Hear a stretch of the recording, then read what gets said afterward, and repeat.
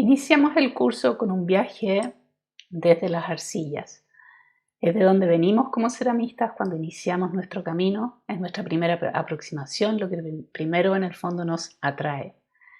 Entonces es lógico partir desde ahí en nuestra ruta hacia los esmaltes. Básicamente lo que vamos a hacer es hacer un recorrido desde el inicio arqueológico de la cerámica. Vamos a ir a ver cuál es el primer registro que se tiene de una cerámica propiamente tal, es decir, una arcilla que ha sido trabajada, que está sometida a un proceso de horneado y que resistió también el tiempo. Y desde ahí vamos a ir viendo desde la arqueología, desde esa primera cerámica registrada y preservada, qué niveles de análisis podemos desprender desde ahí. Y luego, con esa ruta ya armada, vamos a emprender nuestra propia ruta a través de las arcillas y cómo en el fondo esa masa contiene un montón de información que nos abre la ventana a este mundo químico y alquímico con el que trabajamos a diario. O si no te dedicas profesionalmente a la cerámica, también en el fondo en tu tiempo libre o una vez a la semana o cuando sea. Así es que vamos a iniciar esta ruta. Entonces, ¿qué es lo que tienes entre tus manos? Veremos las primeras cerámicas, como decía el estudio arqueológico, una visión sobre las pastas y las quemas y también la composición química. Y luego veremos la clasificación de las arcillas, las cualidades generales, su origen geológico, cómo se produjeron y la función de cada tipo de arcilla de las que disponemos. Entonces, ¿qué es lo que tienes entre tus manos? Sostienes una serie enorme de eventos improbables. ¿Ya?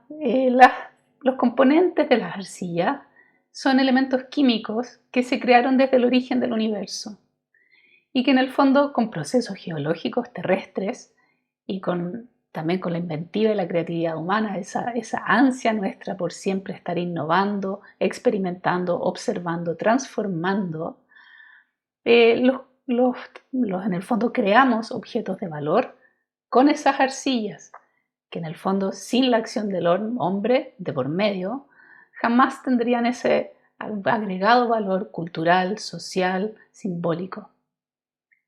Al amasarla entonces sincronizas tú con todo ese ritmo cosmológico, cosmogónico, ya que está imbuido en los elementos que forman la arcilla, en los procesos geológicos, cósmicos, en toda esa serie improbable de eventos que hizo que esta arcilla se formara. Entonces la tomas entre tus manos y al amasarla sincronizas tu propio biorritmo con ese pálpito que tiene la arcilla, que condensa millones de años de historia. Las piezas más antiguas conocidas hasta el momento vienen, en el fondo utilitarias, vienen de la cueva de Chanrendong en China y fueron elaborados hace 19.000 años, 19 a 20.000 años antes de nuestra era actual, que son los trozos que se ven ahí en pantalla. Pero mi pregunta era, ok, tenemos ahí este como pálpito utilitario de cerámica, pero ¿qué hay más atrás de ese momento? En el fondo, ¿qué pasa? ¿Cuál es realmente como la primera cerámica de la que se tiene registro? Sabemos que esto es relativo porque básicamente siempre se están haciendo descubrimientos nuevos, solo vemos lo que logramos escarbar en la corteza terrestre en los primeros metros en el fondo. Y aquí tenemos la Venus de Dolní Vestovnice, que queda en la República Checa. Esta cerámica tiene 26.000 años, ya data del Paleolítico. Y es extraordinaria porque, en el fondo, imagínate, hace 26.000 años, esta ceramista creó esa figura Y no solo la creó, sino que sobrevivió. Y lo extraordinario de este lugar es que en el fondo la temperatura de cocción era entre los 500 y los 800 grados Celsius. Ya nosotros bizcochamos a 800 y un poco, 850 grados Celsius. Por lo tanto, es una arcilla que vitrificaba a esa temperatura. Un bizcocho, la vitrificación es esa capacidad con el calor de fundirse los elementos de la pasta o de la arcilla y transformarse en algo más pétreo. Ya se empiezan a fundir y se transforman. Dejan de ser porosas, son más resistentes a las quebraduras, ya si la meto al agua ya no se disuelve. Creamos una transformación química de la arcilla. Y esta figura, lo extraordinario era que, bueno, esas de las que sobrevivieron, pero en el fondo estaba en un contexto en el que todo el resto de las piezas, la mayoría de las piezas estaban quebradas. Ya te voy a hablar de eso. Entonces, esta primera ceramista ya encontraron su casa, su taller, que estaba a unos 40 a 80 metros del poblado, o sea, ella tenía como un rol chamánico distante del pueblo. Y en ese lugar encontraron fragmentos ya de flautas y también de miles de fragmentos de piezas. No solo esta Venus, que habían varias, sino que figuras de osos, de animales, lobos, todo tipo de animales en el fondo de los que ellos dependían para la sobrevivencia.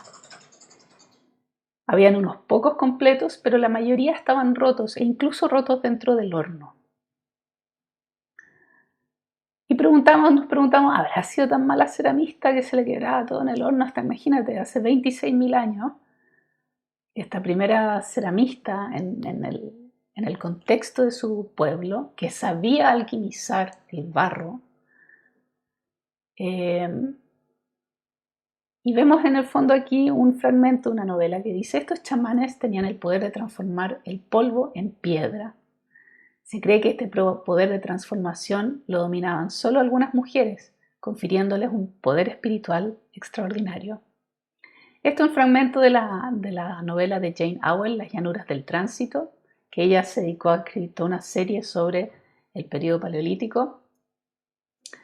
Y vemos a continuación, voy a pasarla, que ¿dónde se sitúa esta aldea antigua? Ese es ahora el poblado actual, el pueblo, a las orillas de un lago. Y estos son los lugares en los que encontraron los restos en el fondo de este pueblo antiguo hace 26.000 años. Ellos eran cazadores de mamut. Aquí hay una ilustración, vemos sus pequeños habitáculos. Y entonces empezaron los arqueólogos a decir: ok, si están todos estos fragmentos rotos, ¿qué pasa con la pasta? A ver, estudiemos la pasta que usaba esta primera ceramista y cómo construyó esta figura.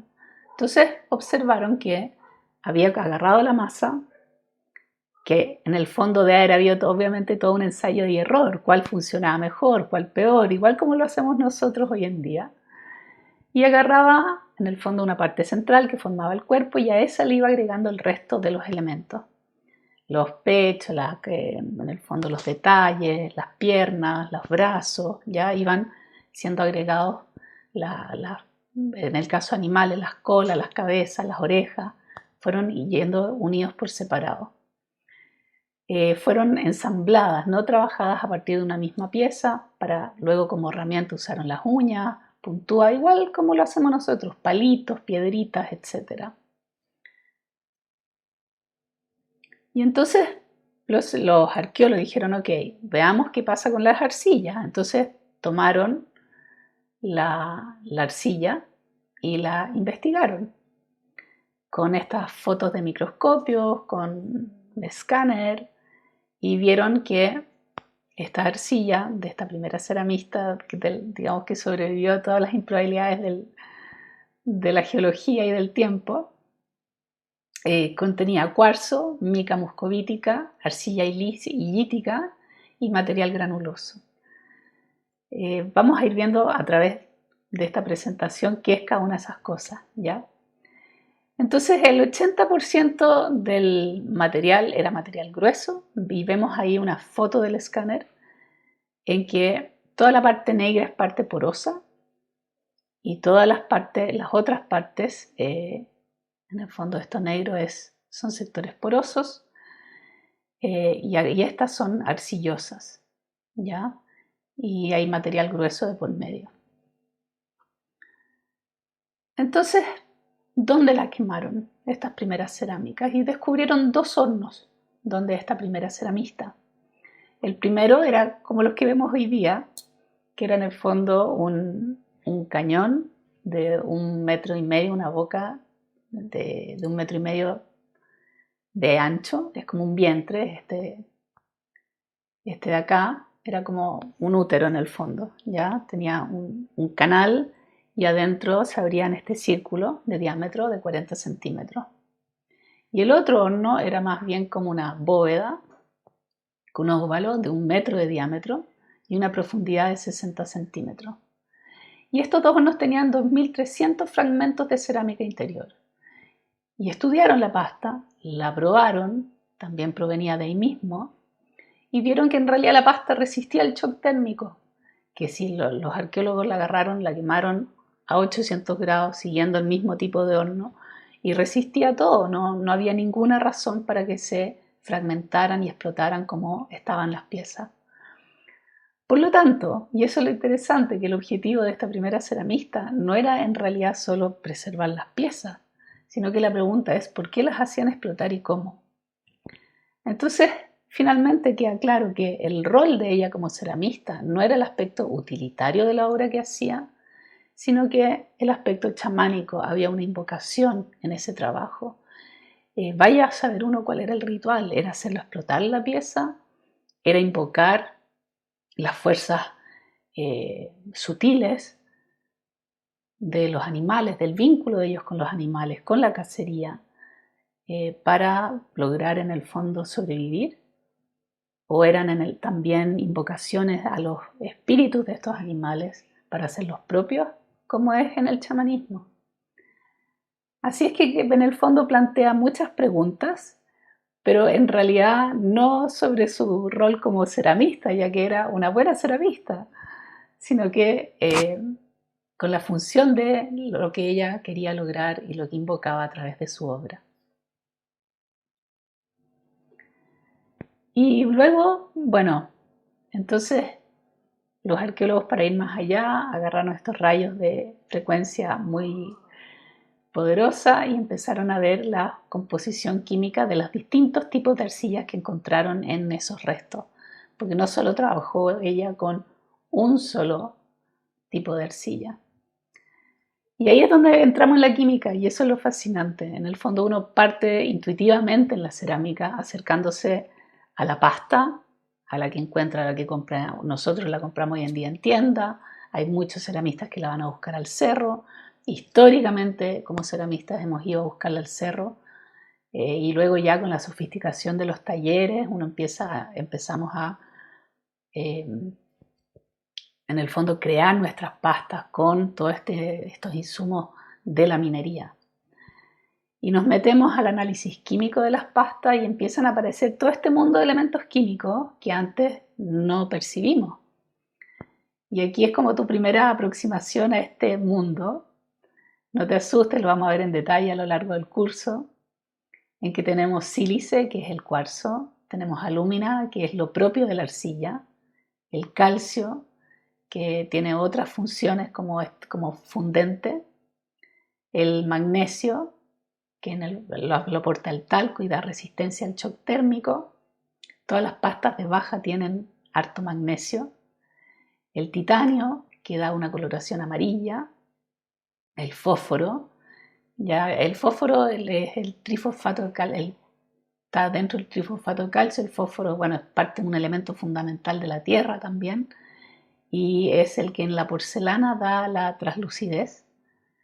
El hierro o fierro que da el color rojo, que también es un fundente, por lo tanto baja el punto de vitrificación de las arcillas, nos permite quemarla a más baja temperatura. El sodio, que también tiene sus funciones, funde a más baja temperatura, por lo tanto empieza a amalgamar nuestra pasta, pero en la pasta en general se usa más el potasio, es más estructura, el potasio estructura y el sodio en el fondo disuelve. El Na es sodio, el K es potasio. El L es Lost on Ignition, que es todos los elementos que se pierden durante la quema, ¿ya? Hay muchos, el CO2, por ejemplo, los carbonatos, liberan parte de sus elementos a la atmósfera, por lo tanto hay más o menos un 10% del peso de nuestros materiales que se pierde en la horneada. Y ahí van dando los porcentajes. Entonces vemos que lo que más tiene una pasta es sílice, que es cuarzo, y después viene la alúmina, que es lo que es propio de las arcillas. Bueno, y ahí quedamos con nuestro análisis de las arcillas de esta primera ceramista, que vemos que no tenían mucha alúmina, ya no tenían, eran pastas, ella usaba arcillas con un alto contenido en sílice y con un montón de otros materiales incluidos en ella. En general, hoy en día usamos arcillas y pastas que tienen un contenido mucho más alto de alúmina. Entonces ya aquí empezamos a adentrarnos en nuestro propio tránsito y viaje, y que nos preguntamos, ¿qué son entonces estas arcillas? Tenemos estas primeras ceramistas.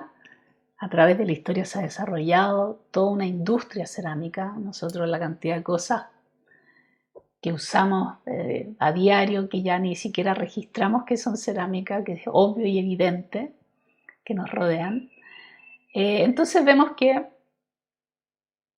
dependiendo de la temperatura a que sometemos la cerámica o la arcilla, se transforma en el fondo ya sea en este cuerpo sólido que no se vuelve a deshacer, pero si seguimos aumentando, si tuviéramos un horno al infinito y seguimos aumentando la temperatura, se va transformando en engobe y finalmente se podrían transformar en esmalte, en algo líquido, ¿ya? Muchas veces uno hace pruebas cuando estás trabajando extrayendo arcillas nativas, que le llamamos, ¿no? Las del cerro. Uno las prueba a distintas temperaturas para ver hasta dónde aguantan. Hay que tener cuidado porque hay algunas que ya a los 1200 o 1250 grados se van a derretir, se van a transformar en un líquido. Pero la mayoría van resistiendo.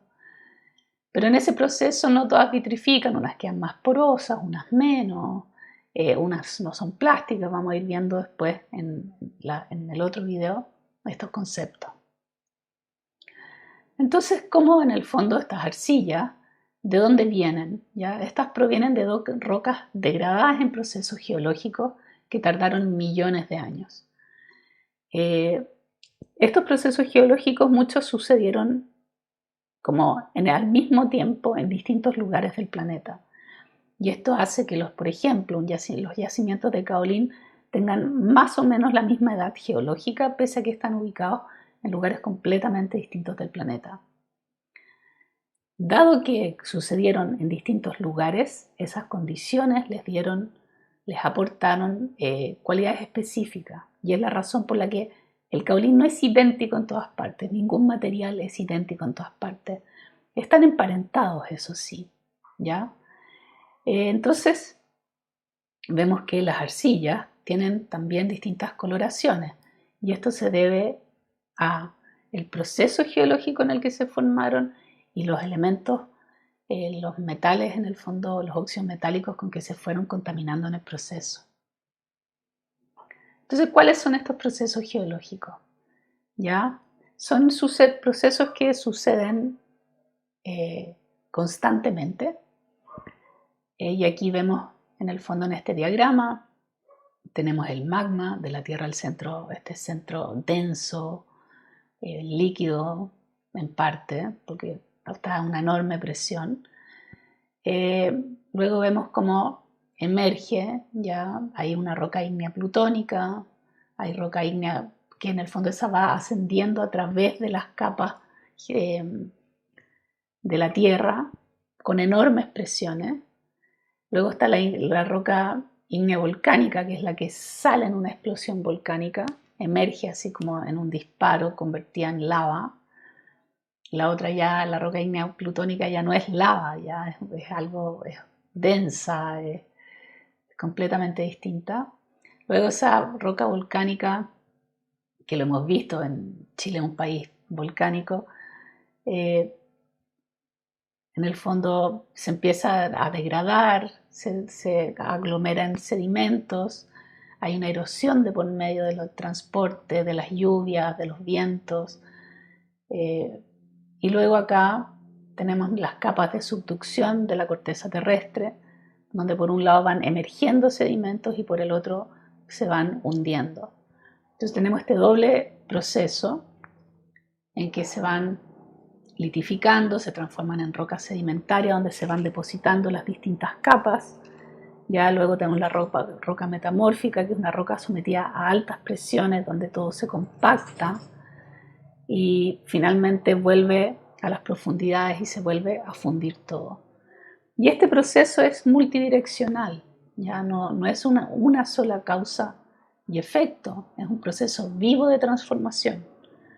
Como se ve aquí vemos los tipos de roca, ya las metamórficas que son tremendamente densas, las ígneas que son porosas, los sedimentos que son estos pedacitos pequeños, las sedimentarias que son por capas, donde uno ve, por ejemplo, en partes donde fue el fondo marino, va a tener más restos de hueso o de cal, yeso, o después vino un aluvión, va a haber una capa de arcilla y luego vino unas épocas de tormenta de arena y vamos a tener unas capas de arena y todo eso después se va comprimiendo y va formando estas rocas con distintas líneas y capas.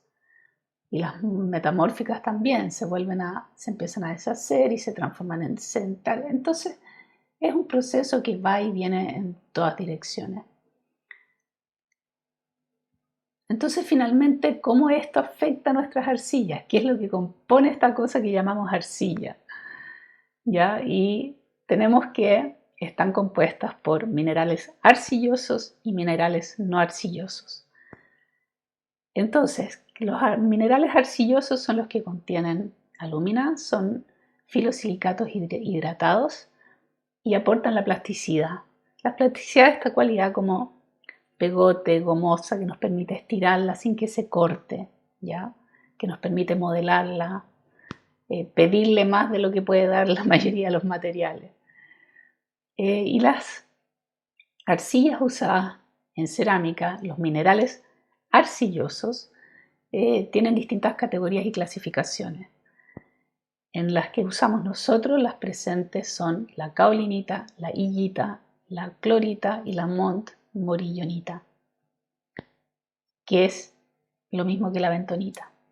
Y el tamaño de sus partículas es bastante homogéneo, ¿ya? Básicamente son todas del mismo porte. Y esto hace que tenga plasticidad y tengan un montón de cualidades específicas. Y luego se mezclan en esta formación, en este gran proceso geológico, se van mezclando estos minerales arcillosos con minerales no arcillosos, que son los feldespatos, que son rocas feldespáticas, las rocas feldespáticas son como los granitos, ya tienen muchos elementos, tienen cuarzo, tienen en parte arcillas también, tienen otros elementos, tienen carbonato magnesio, carbonato de calcio, mica, minerales de hierro, que les van aportando otras cualidades que contrarrestan. Si fuera todo pura plasticidad, tampoco podríamos trabajar con esa arcilla, porque se agrietaría, se reduciría demasiado, empezaríamos a lidiar solo con la parte en exceso, todo en exceso crea problemas, ¿ya? Entonces se combinan estos dos en este proceso natural, estas dos familias de elementos. Y vemos que en el fondo, aquí hay dos fotografías. Ya esto es una mina de kaolín en Inglaterra, donde se extrae. Y aquí tenemos una extracción por parte de un ceramista en una veta, en una parcela, en un bosquecito. Ahí tiene su arcilla con la que trabaja. Entonces hay tenemos estas dos aproximaciones, ¿no? La industrial y la artesanal, a cómo conseguimos nuestros materiales. Entonces, voy a volver para atrás porque hay algo más que quiero decir. Entonces estos procesos industriales nos permiten en el fondo seleccionar, hacer una tremenda selección de el material y las cualidades de ese material con que queremos trabajar. ¿Qué es lo que hicieron en China? Volviendo a la primera, en el fondo, imagen con que hablamos, ¿no? Que en el fondo estos primeros ceramistas y los ceramistas a lo largo de la historia han ido seleccionando de acuerdo a lo que van queriendo crear el material y cómo procesarlo. Entonces lo que llamamos porcelana, hay dos tipos de porcelana. Una es la porcelana como la mina ahí, ¿no? Encuentras el kaolín, lo agarras, lo amasas, trabajas con él, pero hoy en día hemos llegado a unos niveles de sofisticación enormes y a través de la historia, por lo tanto esos kaolines iniciales que se trabajaban primero de forma más rústica, hoy en día son procesados, relavados, limpiados, etc. Bueno, entonces volvemos ahora a estos minerales arcillosos, que son los que componen parte de nuestra arcilla, que es la arcilla propiamente tal, y se dividen en 4 familias, ya 4 categorías, en que tenemos la kaolinita, aquí la kaolinita, la illita, la clorita y la montmorillonita. Difíciles los nombres. Se ven todas iguales, parecen todas rocas, varía un poco el color, ¿ya? Y esto es lo interesante. La kaolinita van aumentando su nivel de complejidad, ¿ya? Esta es la fórmula química que condensa en el fondo cuando hacen el conteo molecular de qué están hechas. Esta tiene alúmina, 2 de sílice y 2 de agua. Y vemos que conforme cambiamos de categoría, esta composición va siendo cada vez más compleja. Se le van enlazando nuevos elementos, van entrando en la estructura de estos minerales arcillosos. Entonces, en el caso del kaolín, de la kaolinita, que es la base de la porcelana, vemos que tiene básicamente 2 elementos y el otro el agua que se termina perdiendo en la quema, lost in ignition, como se dice. Entonces solo entra en el enlace la alúmina y la sílice, no se enlazan elementos contaminantes. ¿Ya? Estas vienen de rocas feldespáticas, que las habíamos mencionado en el proceso geológico, funde a muy alta temperatura, precisamente porque es muy pura. ¿Ya? La alúmina y la sílice, como elemento químico, se funden y resisten la alúmina a 2050 grados y la sílice a 1700, o sea, no tenemos horno que llegue a esa temperatura. Entonces es el elemento principal presente en el kaolín, que es con el que trabajamos en los esmaltes. La illita, por su parte, tiene una estructura más compleja que permite, ya vemos que no tiene 1 de alúmina, tiene 3 elementos de alúmina, tiene 6 de sílice, también tiene agua y incorpora potasio. Y el potasio funde a más baja temperatura. Entonces una arcilla, este mineral arcilloso, cuando una arcilla contiene este mineral arcilloso que es la illita, va a permitirnos trabajarlo a menor temperatura. Y provienen de rocas sedimentarias y metamórficas, que en el fondo es una roca que en su proceso se fue transformando y fue adquiriendo y contaminándose de otros elementos. A diferencia de la kaolinita, que normalmente es un mineral arcilloso que se descompone en su mismo lugar de origen. La illita, por lo tanto, funde a más baja temperatura y, como decía, tiene potasio. Luego tenemos la clorita, que ya ahí empieza otro nivel de complejidad y se le pegan, se le mezclan en su estructura magnesio, que el magnesio es como la base del talco, y el magnesio lo que permite es resiste el shock térmico, nos baja la temperatura y es hidrófugo, ¿ya? Entonces empieza a mover el material en otras direcciones. Tiene alúmina, tienen poco litio, tienen manganeso, níquel, que son los que empiezan ya a darle otro tipo de coloración.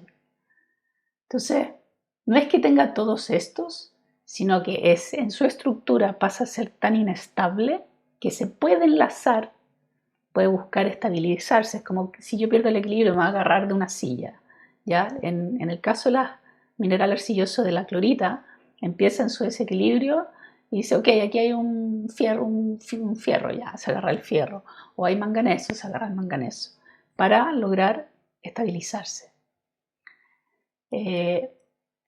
Entonces vemos que es mucho más complejo y viene de rocas metamórficas con un predominio del hierro que es muy fundente, por lo tanto va a permitirnos también trabajar en el fondo esa arcilla que contiene este mineral arcilloso va a fundir a más baja temperatura.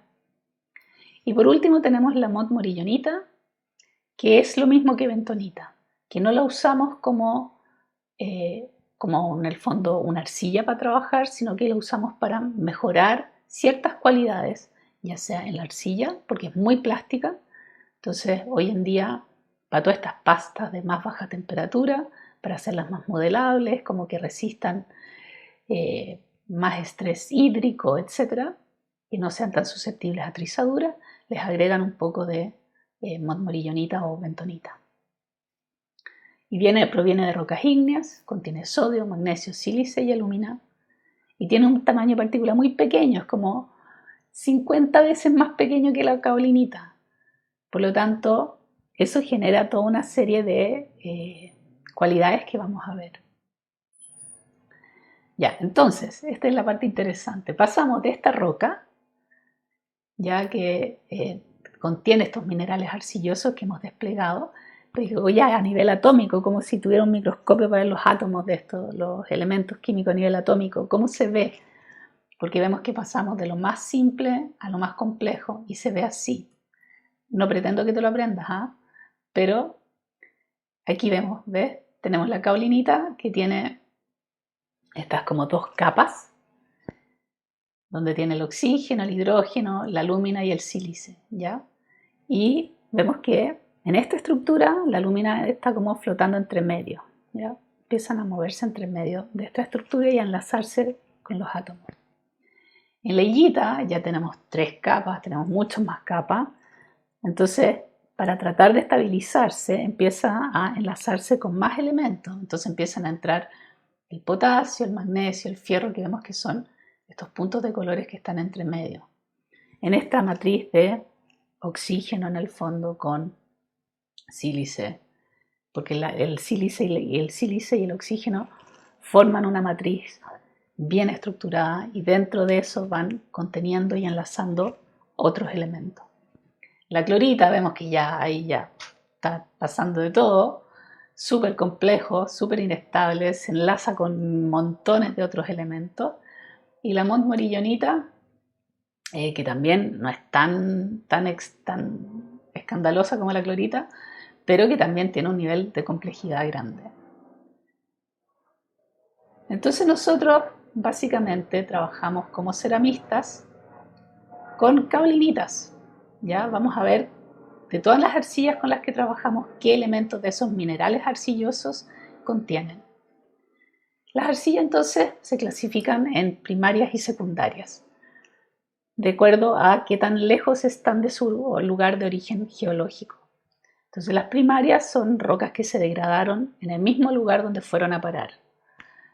Por lo tanto, en este proceso los lechos de arcilla encontramos arcilla en todas partes. Es muy frecuente que estén asociados a cercanos de recursos de agua, de lagos, de ríos, etc. Y están a pocos metros de la superficie, a veces incluso a nivel superficial. Entonces tenemos en arcillas primarias el kaolín, que es este blanco, que contiene kaolinita como elemento arcilloso, pero que están muy poco contaminados por otros elementos. Y luego tenemos las arcillas secundarias, que se desplazaron de su lugar de origen, efecto de las condiciones climáticas, de todos los procesos que vimos. Y ahí tenemos un kaolín secundario, que igual se quema blanco, pero ya se desplazó un poco de su lugar de origen.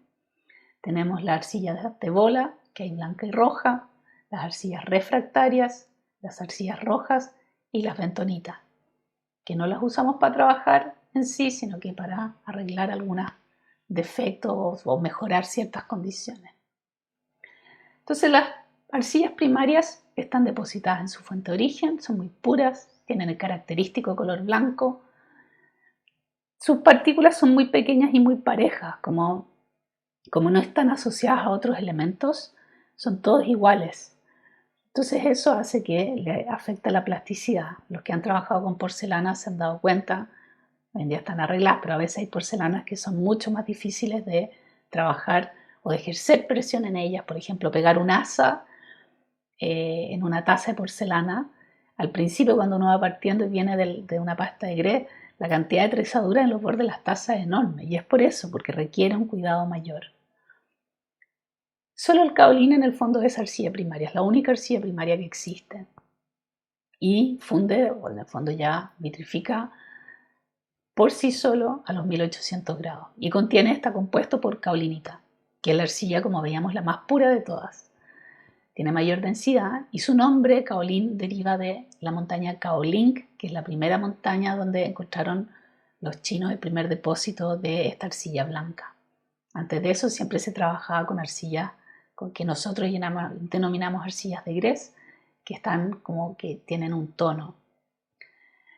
Y se volvieron, bueno, era su gran secreto, y ellos generaron esta fiebre por la porcelana, de la que los europeos fueron, pero iban a comerciar para allá hasta que lograron en el fondo empezar a descubrir sus propios yacimientos, pero miles de años más tarde.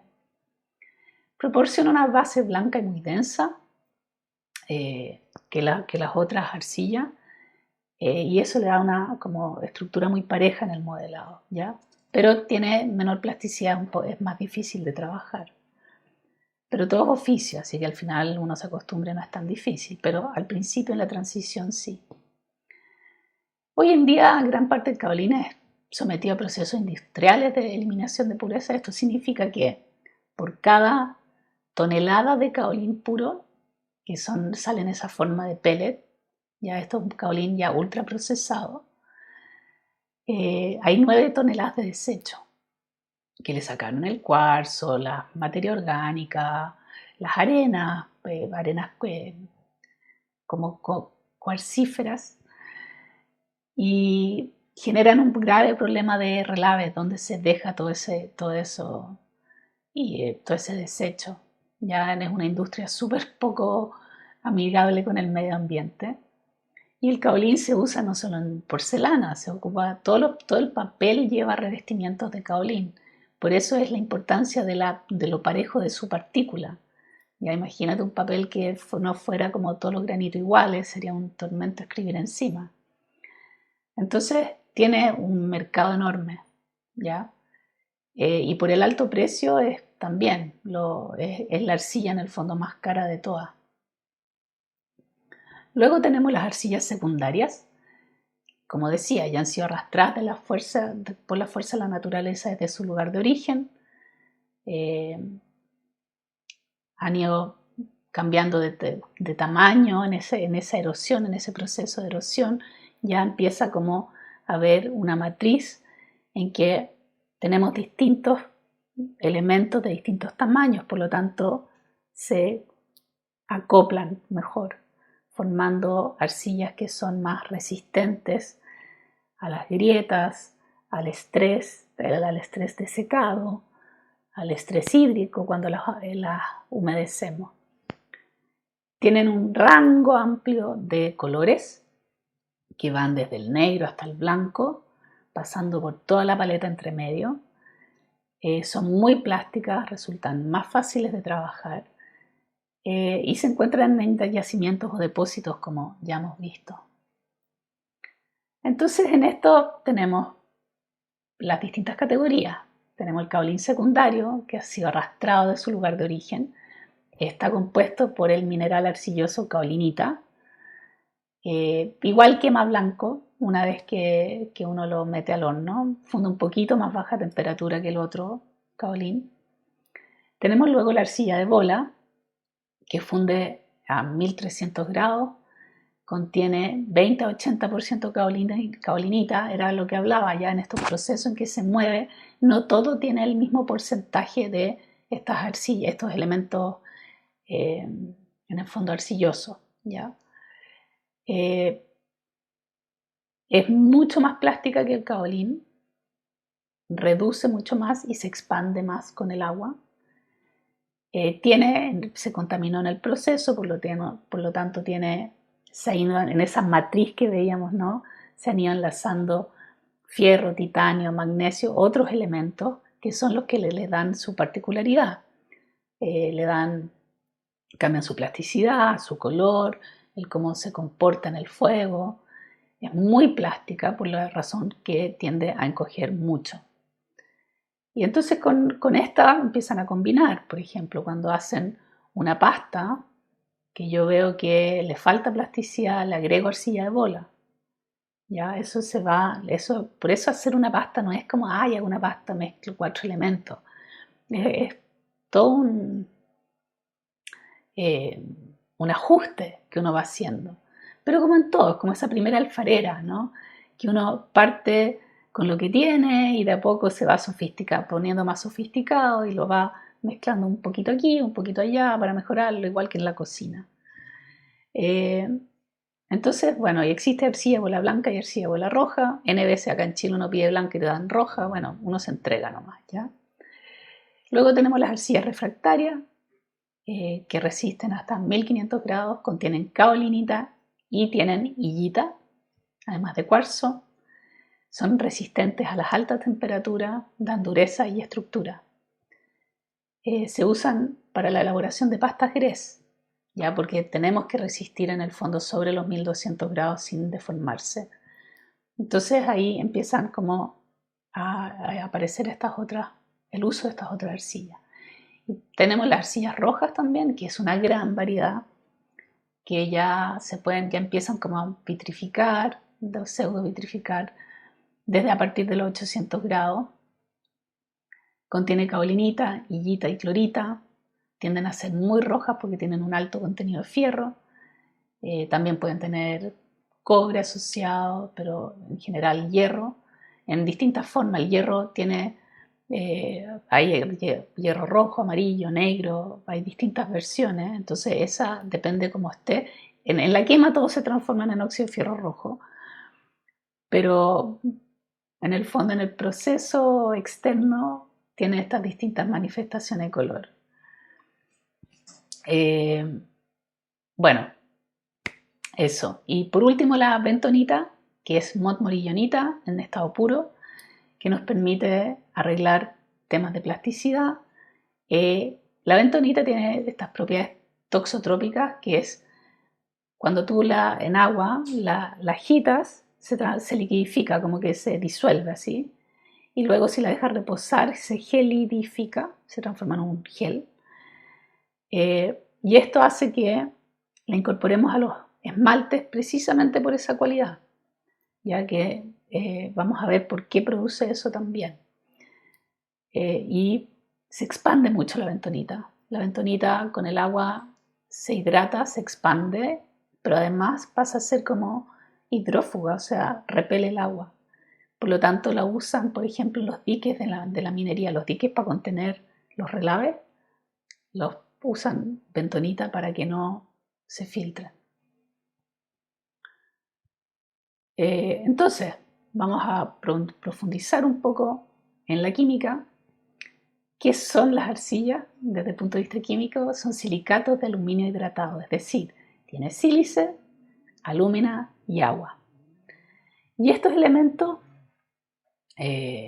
son químicamente, la alúmina es el óxido de aluminio, Al2O3, y junto con el sílice y el oxígeno son los elementos más abundantes de la Tierra, como vemos en este diagrama. Es determinante en las arcillas y esmalte y aporta resistencia y aumenta su punto de vitrificación, ya que de todos los elementos químicos con los que trabajamos los ceramistas, la alúmina y la sílice son los que tienen el más alto punto de fusión. Como decía, son 2000 grados la alúmina y 1700 la sílice. Entonces a nivel microscópico, ¿cómo es la lúmina? Y la lúmina tiene este orden, ya en que va asociado los oxígenos que tiene, los O3, se asocian con la alúmina. Hay un rango de sílice entre medio también, cuando se acopla en el fondo las arcillas. Y lo que tiene la alúmina, la particularidad, es que forma estas como hojuelas parejas, completamente parejas. Y esta estructura atómica que tiene genera que, por un lado, como está dividido lo que es el OH, el oxígeno y el hidrógeno, y por el otro, en el fondo, estos puntitos amarillos que son las alúminas, ¿ya? Que son los elementos de alúmina que se entraman en esta red, que la tenemos aquí, genera por un lado carga positiva y por el otro negativa, como los imanes, ¿ya? Entonces va a hacer que por un lado se atraigan, pero al moverse después y pasar a la otra cara, se repelen. Entonces, eso es lo que hace que sea plástica, ¿ya? Este poder de atracción, como se ordenan, son hojuelas, se van a poner positiva, negativa y se van a tender a quedar pegadas, y eso hace que cuando trabajamos la arcilla no se nos desparrame, como otros elementos, no sé, pues el agua se desparrama, cualquier otra cosa con lo que trabajamos, pero la arcilla se mantiene aglutinada por este proceso de carga eléctrica que tiene, que le proporciona su misma estructura. Y vemos que, bueno, hay hojuelas que son parejas y luego otras que ya cuando en el fondo está asociada la arcilla a otros elementos, vemos que empiezan a entrar partículas más pequeñas y van ensamblándose de otra manera. Así que este es nuestro recorrido por las arcillas. Vamos a pasar en la próxima lección a lo que son las pastas, pero que ahora ya quedaste con una comprensión de por qué la arcilla se comporta como se comporta, como un barniz general, del proceso con que se formó, de esa visión de ese primer ceramista jugando, alquimizando con su intuición y con las maestras que tuvo, porque ahí ya lo que vemos es un trabajo, quién sabe cuántos siglos antes ya venía desarrollándose. Así es que te dejo decantar toda esta información y nos vemos en el próximo video.